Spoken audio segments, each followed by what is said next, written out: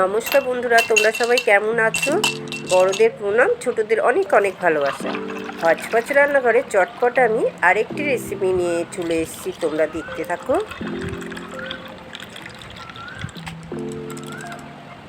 দেখতে পাচ্ছ তো আজ আমি কি বানিয়েছি? চলো কিভাবে বানিয়েছি সেটাই তোমাদের সাথে আজকে শেয়ার করব।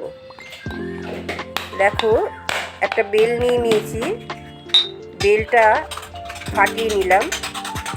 এভাবে ফাটিয়ে নিতে হবে। এবারে আমি একটা চামচ দিয়ে বেলটাকে এইভাবে চেপে চেপে বার করে নিতে হবে।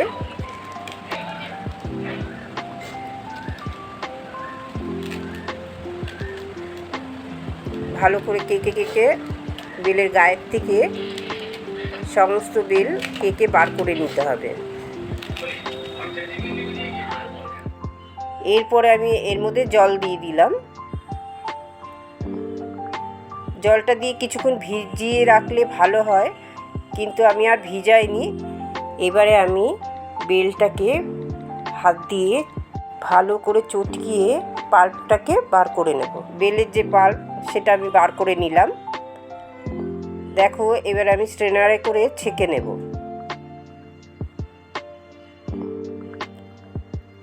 এইভাবে ভালো করে ছেঁকে নিতে হবে। বেলটা না খুব একটা পাকা বেল যে সেই রকম নয়, একটু কাঁচার মতন আছে, যার জন্য পাল্পটা আমার সেইভাবে ভালো করে বেরোয়নি।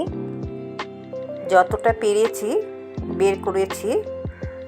দেখো, এর মধ্যে আমি চিনি দিয়ে দিচ্ছি। স্বাদ মতন চিনিটা দিতে হবে। আর আমি এখানে দই দিয়ে দিলাম, 100 গ্রাম দই ফেটিয়ে দিয়ে দিলাম।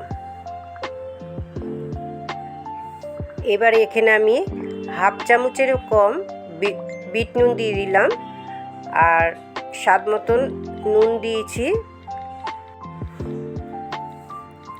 চাট মশলা দিয়ে দিলাম, আর ভাজা জিরে, চাট মশলার ভাজা জিরে 1 চামচ দিয়ে দিলাম। আর এখানে 1 পিস গন্ধরাজ লেবু নিয়ে নিয়েছি। গন্ধরাজ লেবুর যে গাটা আছে সবুজ, সেই জায়গাটা একটু হালকা করে গ্রেট করে দিয়ে দিতে হবে। বেশি দিলে কিন্তু আবার তেতো হয়ে যেতে পারে, নালে তোমরা শুধু রসও দিয়ে দিতে পারো। ওতে রস দিলেও খুব সুন্দর গন্ধ ছাড়বে। এবারে আমি ভালো করে মিশিয়ে নিচ্ছি। দেখো কত সুন্দর স্মুথ হয়ে গেছে বেলের শরবতটা। বেলটা তো খুব একটা পাকা ছিল না, আর দই দিয়েছি, একদম সাদা সাদাই লাগছে, কিন্তু এই গরমের সময় খুব ভালো লাগে এরকম দই দিয়ে বেলের শরবত। দেখো বন্ধুরা, এইভাবে তোমরা বাড়িতে বানিয়ে নিতে পারো এই গরমের সময়। এবার আমি গ্লাসে কিছুটা বরফ দিয়ে দিচ্ছি।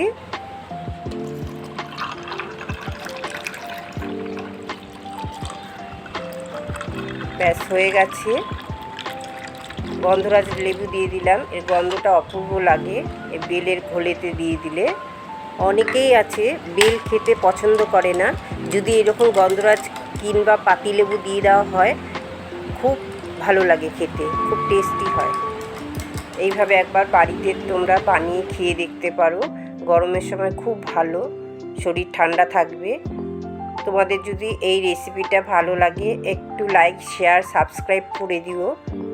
তোমরা সবাই বন্ধুরা সুস্থ থেকো, ভালো থেকো। বন্ধুরা, তোমরা এতটা ধৈর্য ধরে আমার চ্যানেলে সব ভিডিওগুলো দেখো, তার জন্য তোমাদের অনেক ধন্যবাদ।